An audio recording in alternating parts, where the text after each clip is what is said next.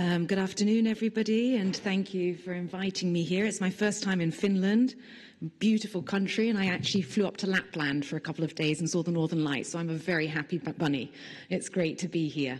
I don't read papers. I generally get confused, which means that I could go on a rant for about 45 minutes. You're going to have to stop me at some point. It depends on how it goes, essentially, so I'll just be working off my PowerPoint. The title of my presentation is The Invasion of Dark Illegalized Youth Armed with a Smartphone, Critical Reflections on Youth Forced Migration in the EU and Implications for Youth Research. I put this PowerPoint together essentially to provide a snapshot, a means to try and understand what's going on, to unpack some of the headlines that we're exposed to, and to pick away at what is probably one of the most toxic topics politically within the European Union and indeed globally at the moment, in an attempt to understand and take a critical perspective, which means necessarily also taking a multidisciplinary approach. Now, my presentation, broadly speaking, is informed by critical theories. In order to be able to understand what's going on, I tap into post-colonial theories, post-structuralism, critical border studies, security studies, and so on, and critical youth studies. So multidisciplinary, looking at the macro, the meso, and also at the micro level. A context that is very dynamic. I've been working with young refugees for more than 12 years now. It's a very dynamic context, and I always look at structure and agency, the two of them working together. Ultimately, my work is unapologetically political and focuses on social transformation towards social justice. I'm looking specifically at the Mediterranean. Now, I regularly speak to different practitioners working in the field of migration from all across Europe. Some of the more recent conversations I've had are with Frontex border guards from Finland, funnily enough, and here you're talking about very different migratory trends. I'm from Malta, which is at the centre of the Mediterranean. It's the smallest EU member state, and quite particular as well when we look at refugee arrivals. So I'll be looking a little bit at Malta, but also reflecting at the broader EU. I'll also be tapping into a piece of research that I'm conducting with the University of Warwick at the moment. I've included some short extracts of transcripts taken from crossing the Mediterranean Sea by boat. This research originally looked at islands in the Mediterranean. We were looking at Lesbos, Malta, and Sicily, and last summer extended to Turkey, so I have some fieldwork from Turkey as well, Germany, and Rome. I also run an NGO. I'm an activist in Malta, so my presentation is informed by my practice, and particularly with the youth group that I'm working with, Spark 15. And we recently also participated in the Global Youth Consultations, which was the theme of UNHCR's NGO consultations this year was young people. And these consultations also inform my presentation. I want to start with a snapshot, really. It's not rocket science, but I want to kind of highlight what it is that I'm looking at and really draw the complexity of this issue. So if we go to the yellow circles first, in order to be able to understand forced migration and young migrants, we first need to look at citizenship, issues of sovereignty, and what Arendt has described as, many years ago, the right to rights. We can't understand migration in a contemporary world without looking at globalization, transnational networks, and this came up over and over again in our research, Facebook, social networks. When I first started working with refugees, some of them came with a mobile phone, genuinely it was an old Nokia or something like that. Today people come with smartphones. I have a smartphone. I don't really know how to use it, but I didn't have one 13 years ago. The world is changing, and it's changing very fast. You can't talk about forced migration, you can't talk about migration if you can't, without a subject on nationalism, borders, and national identity. And in order to be able to understand race and ethnicity, we need to take a historical perspective as well and look at colonialism and the legacy of racism. We need to talk about neoliberalism and global inequalities. Human rights abuses, conflict, persecution, the reasons why people are forced to leave their homes in the first place. And then if we look at the individual at the center of all of this, for the purpose of my presentation today, I'm looking specifically at age, gender, race, and legal status. It's complex. That's my point. It's complex and it's dynamic. And it necessarily means looking at all of these different issues. Homo migratus was a word I came up with when I was very bored. But essentially it's to make a point. My point being...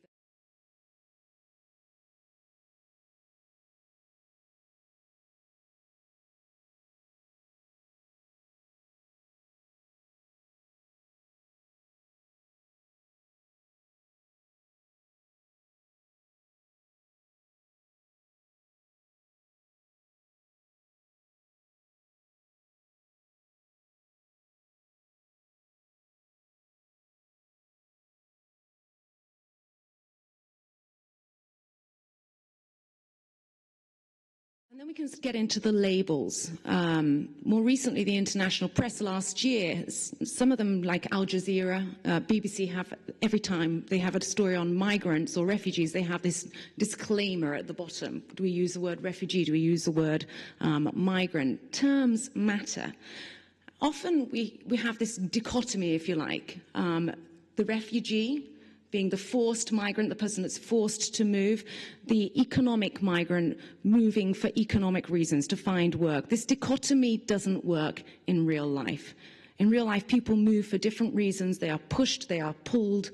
It's different. But I am going to focus specifically on forced migration, whatever those reasons are that compel people to move away from their home.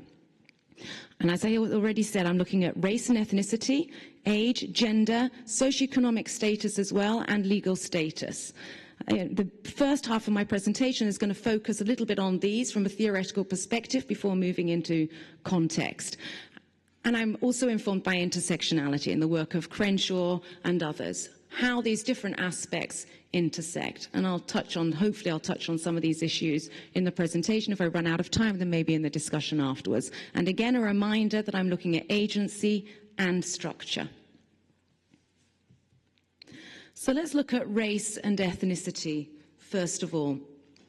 It's funny, I come from a country that was colonized for 7,000 years. And the legacy of biology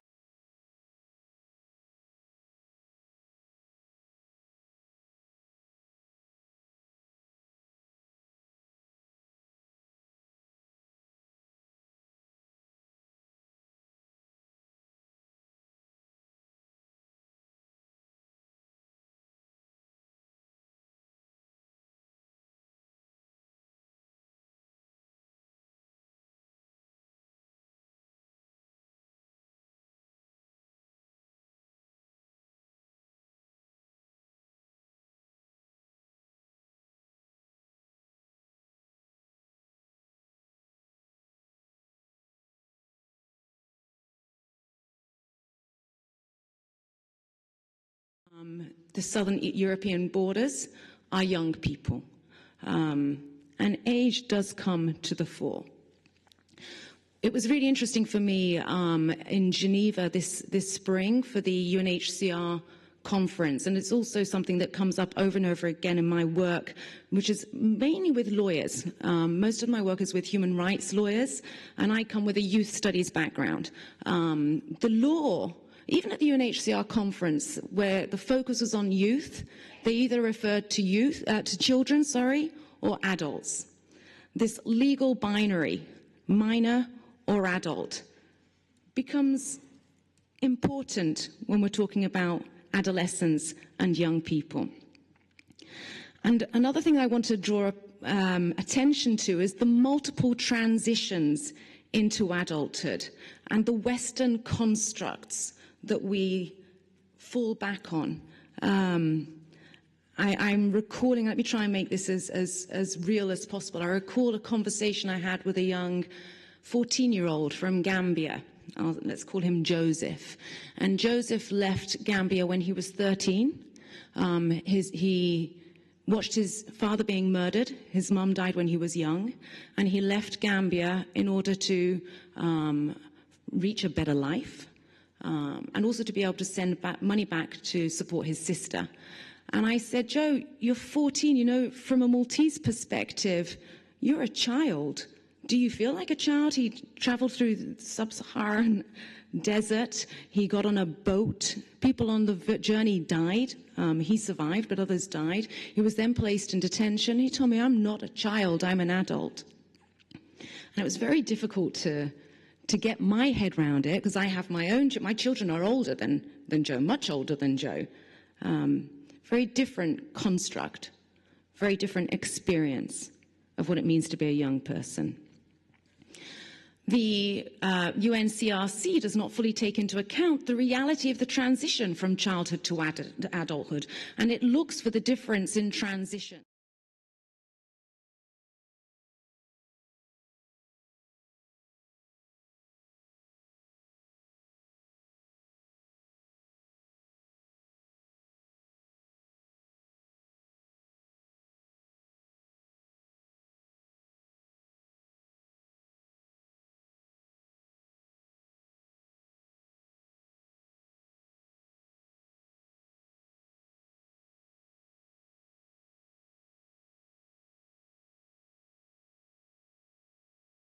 Person meets the border.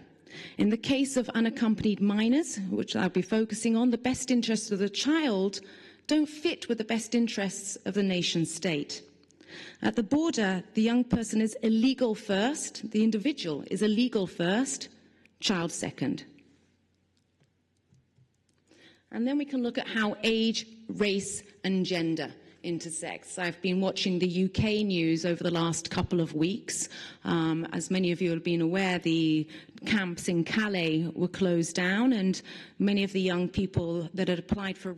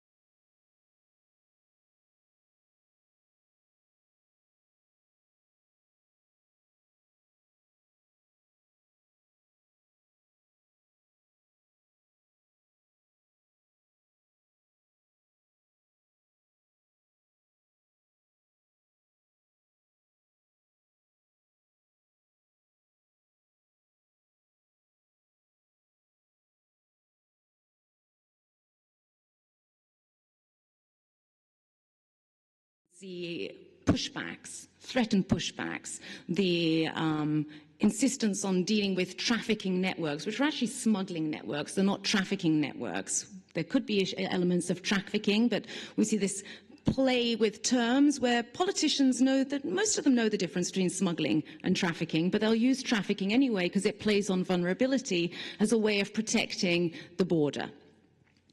The use of detention or forced return, increased in surveillance,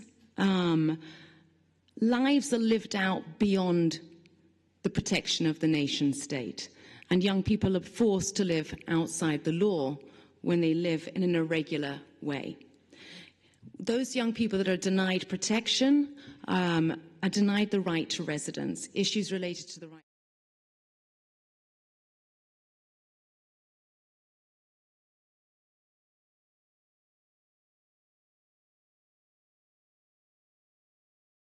Union, it's constructed as a crisis, but the vast majority of displaced people in the world, the vast majority of refugees, 80% of the world's refugees are hosted by the Global South in the poorest countries in the world.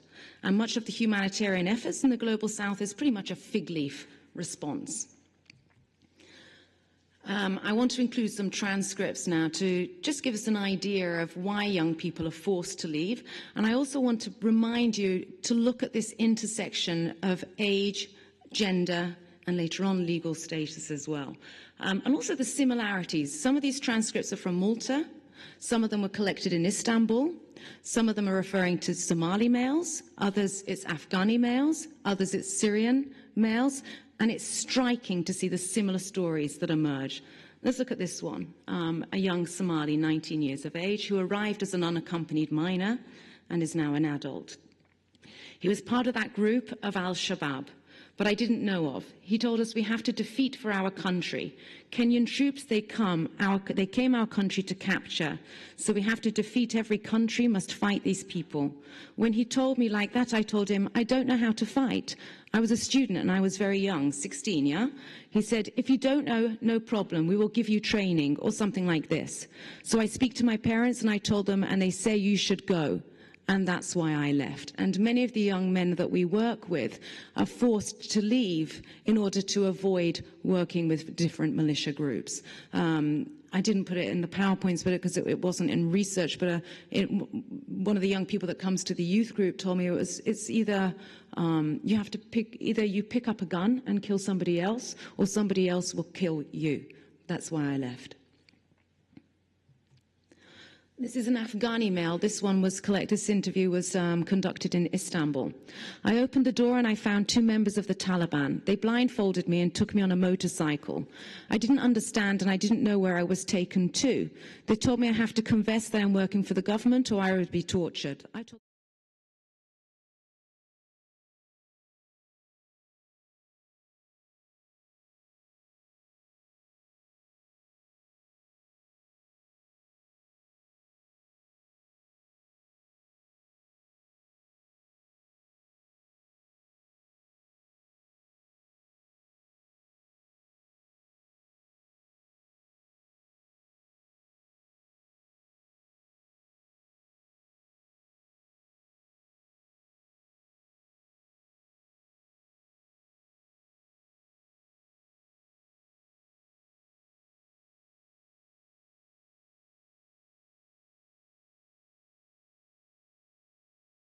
to go to Mars than to get a visa to Europe. And he tried, and he tried, and he tried again.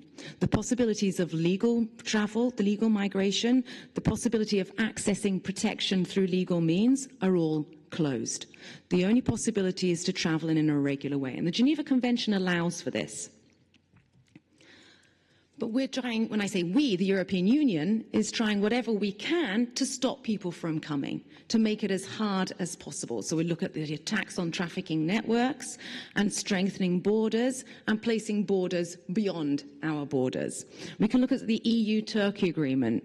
And again, this is an extract from an interview. And we asked, you're not thinking of traveling to Europe then? I can't. The most important thing is to ensure my parents' livelihood, that I not have worry about them.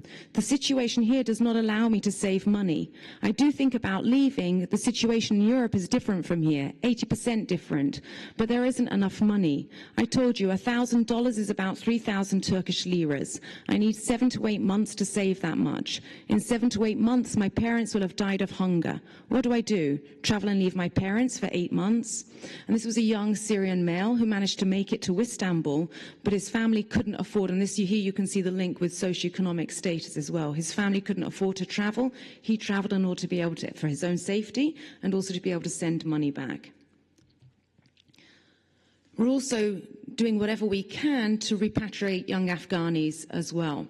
At the beginning of October, we signed the Joint Way Forward Declaration between the EU and Afghanistan. Essentially, this allows for the return of unaccompanied minors from Afghanistan.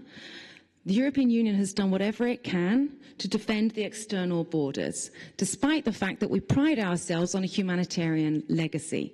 We have these contradictions, and this is a quote from Krepor, the United Nations representative on rights for migrants.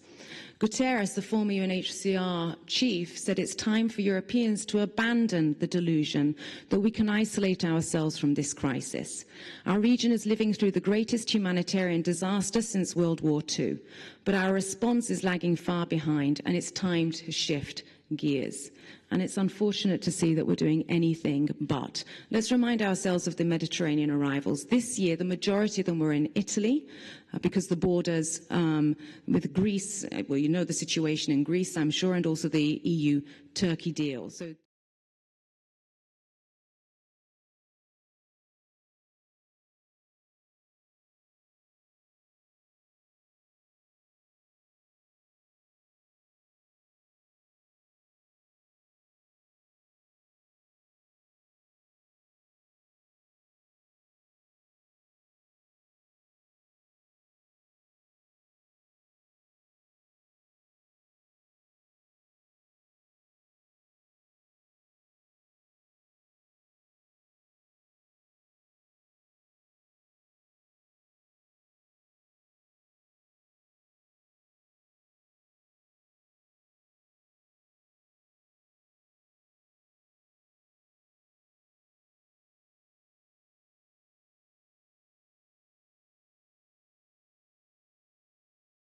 lost. Judith Butler speaks about precarity and whose lives are grievable.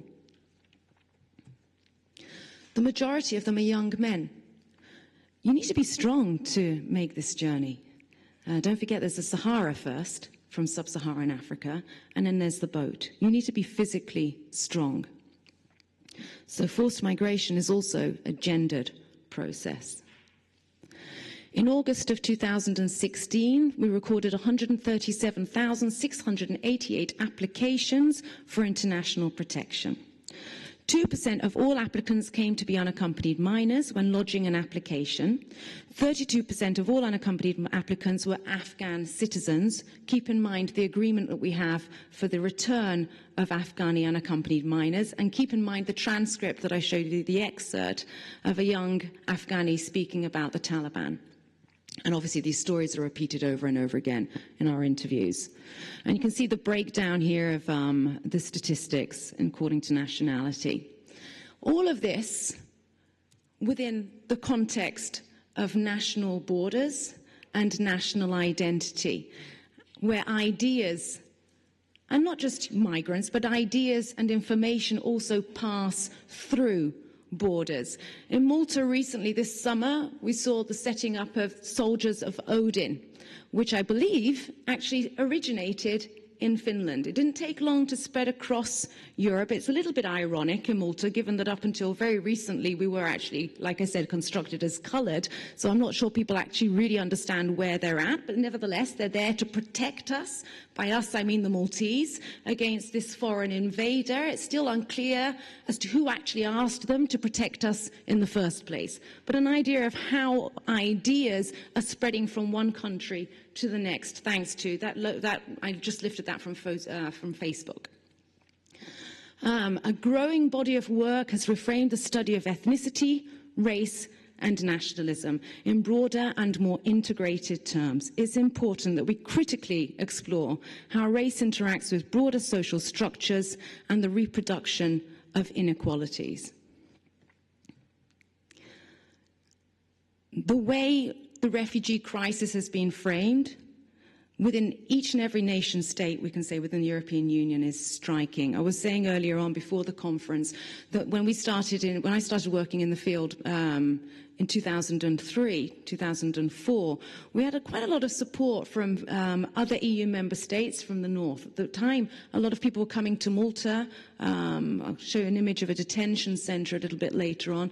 And the governments from the north and central Europe were quite critical of the Maltese approach to the way they dealt with refugees. It's been really disheartening to see how the discourse has shifted as the migrants have reached these northern countries, and where they used to be quite supportive of the civil society and NGOs working in the south, their discourse has now shifted as well. It's a toxic subject, whether we're looking at Brexit and this swarm of Syrian refugees as a justification for leaving the European Union, where in terms such as migrants, refugees, terrorists and Muslims morph, propagated by an alarmist media. An illegal border crossing is constructed as a threat to sovereignty and to the nation state, particularly in the case of young males, which is reinforced by panic, and the border begins to demark the line between them and us. And within this space, human rights are allowed to be violated. Let's use an example. This is a quote from Hungary. Those arriving have been raised in another religion and represent a radically different culture. Most of them are not Christians, but Muslims, he said. This is an important question because Europe and European identity is rooted in Christianity. It is not worrying in itself that European Christianity is now barely able to keep Europe Christian. There is no alternative, and we have no option but to defend our borders. So it becomes a discourse of attack. It becomes a discourse of defense. It becomes militarized, it becomes securitized, and the enemy is the Muslim other, whether they're Muslim or not. If you're looking at Eritreans, they're Christians, but suddenly they become Muslim because they're dark. So discursive racism becomes normative, and as such is more dangerous and more powerful than those overt, violent, racist attacks. It can be very subtle at times, but it becomes normalized. And then we have this idiot, also propagating the same kind of discourse, propagating the same kind of fear. And Stephanie after me is going to be speaking about Australia, and we start to see the very similar patterns. Not only can the docile other be treated differently, this is already established in migration policies in each and every nation state, but the representation has material and physical effects that extend beyond the immediate carceral mechanisms. This is an example of a detention centre in Malta. Our detention policy recently changed, but it was up to 18 months. 18 months in detention for applying for asylum. Remembering that the 1951 Geneva Convention recognizes that in order for me to be able to flee my country, I may have to do so in an irregular manner. The legal routes are closed. I have no choice but to leave. I can't do that. I can't go to the Eritrean government and say, I need to run away from this persecution. Can you stamp my passport, please? I can't run back home if my home is being bombed just to grab my passport. Those possibilities simply aren't there. So I'm forced to migrate in an irregular manner and then detained and criminalized for up to 18 months as a result. This is when national security trumps human security. And so people and young people are warehoused in limbo, removed from the rights of man and the rights of the nation state. This becomes the state of exception. This is an example of a detention centre in Greece. And it's difficult to imagine that in a country and in a region that celebrates human rights, that this is allowed to happen. Such is the life of the illegalized young other. Where borders become closed, it raises issues over EU solidarity, where you have 28, soon 27 EU member states, ultimately each looking after their own interests. Because the governments are there because they're elected. And they're elected by the people. They're elected by the citizens, the voters. The illegalized other doesn't have a vote. Let's look at the EU relocations. So you have a growing number of young people in Greece now stuck at the borders. You have those arrivals in Italy. A lot of resistance to EU relocation, but there has been pledges. Pledges, remember, 1 million last year, nearly 400,000 this year, and a pledge between the EU member states to relocate 39,600. Of those, 1,196 have been relocated. What this means is, as each year goes by, we will have more and more and more undocumented, illegalized young people living within the European Union. Just to give you an example, before 2000, I think it was 2015, maybe 2013, we can never know how many illegal immigrants are living in the European Union. It's the very nature of illegal immigration that we don't have statistics, but there was an estimated 6 million in 2009 actually, an estimated 6 million working in the European Union, not living, working within the European Union. An estimated 400,000, that's the population of Malta, 400,000 undocumented workers in London.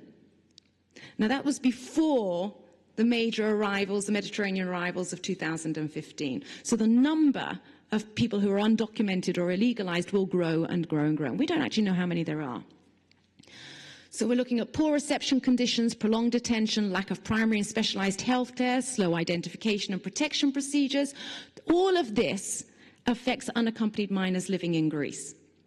At present, there are this was in October, a report by FRA.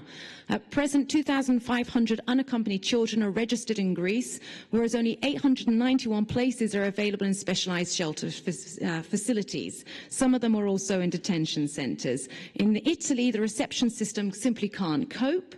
An average of 28 a day disappear. Now, I've looked at some of the structural obstacles, but let's look at agency as well. There is that agency of traveling to Europe. And then imagine you have these young people living in camps, stuck in Greece. They are not going to stay in Greece. There is agency. They will find whichever way they can to leave, and leave they do. In 2016, Europol reported that around an estimated 10,000 refugee children are unaccounted for after arriving in Europe, and they could be facing exploitation and abuse for sexual labor purposes. Now, again, these numbers are guesstimates, and I'm certainly not minimizing the risk of trafficking. But in my own experience and the research that I've conducted and others like me have conducted, we're looking much more at agency. The likelihood is that some of the unaccompanied minors apply for asylum, realize that they're not going to get anywhere and leave anyway. Some of them feel forced to live like children in centres that cater for children, where they certainly don't feel like children, and they leave in their attempt to go elsewhere. And others don't even bother with the asylum process in the first place. They try to avoid fingerprinting, they have family that they want to reach, they have dreams, they have ideas, and they move on anyway. Up to 50% go missing from reception centres within the European Union. This is another Somali, 19 years of age. He arrived in Malta, and he's back in Malta now. He was actually rejected.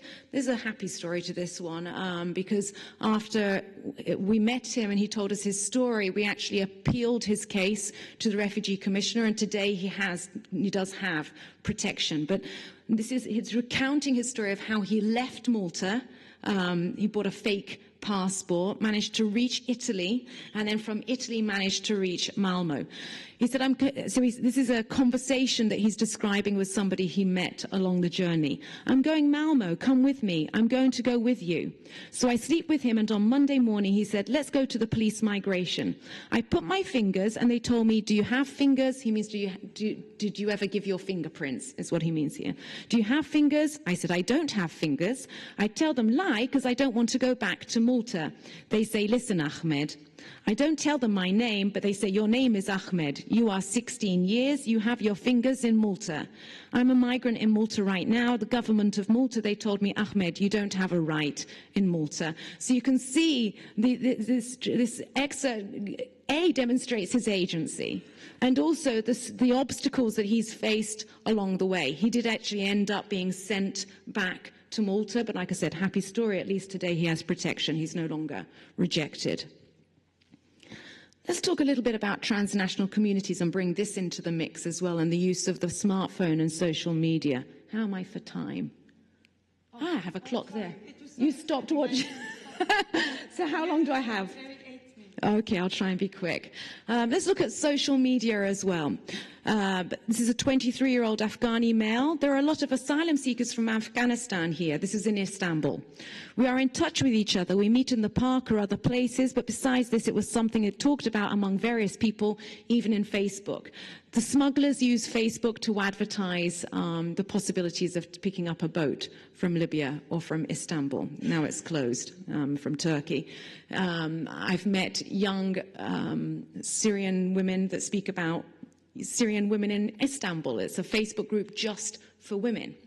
But the information that young people are able to tap into through social media is phenomenal. And it's interesting to see how this has all played into the mix as well. So we can't talk about forced migration today without looking at social media. Because I was in that time, I travel already. I was in Libya and I connect with Facebook. So I chat with him to get information. How is the situation of Europe? How are the refugees there? Are they like they live in Africa, or are they different? And he give me good information. It's different. You can get free life and no one can do to you nothing, or do something, be with you bad. But that's why I'm thinking to get out of Libya and to come somewhere in Europe.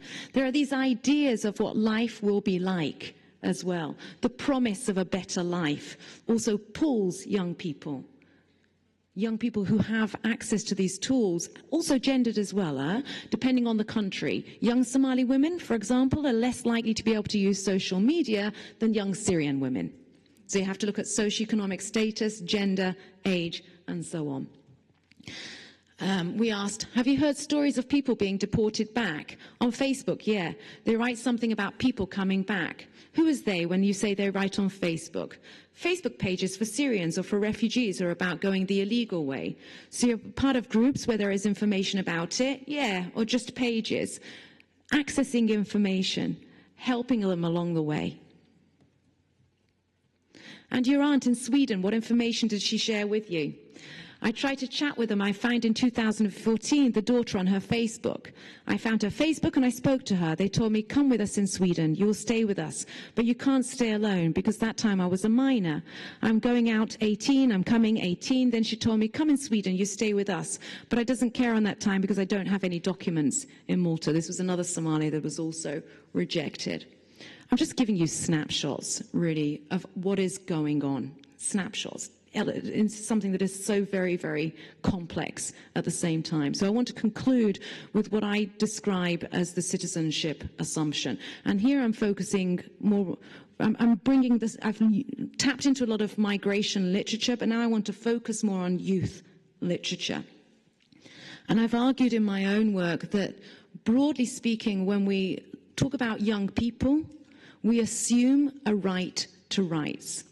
In our work, in our own writing, in our theoretical developments, you even see it. You'll be talking about young people, and you might have this open bracket where we look at age, gender, sexual orientation, so on and so on and so on. But we never speak about legal status. We assume that a young person has the right to rights. And I've called this the citizenship assumption. I've argued that a statist hegemony sits alongside what I've called the citizenship assumption. I'm going to use an extract from Furlong just to give an example of this. All young people are granted the rights normally accorded to citizens in a piecemeal fashion. And while at the age at which voting rights are bestowed usually represents an important landmark, an additional package of rights are frequently held back until a later stage.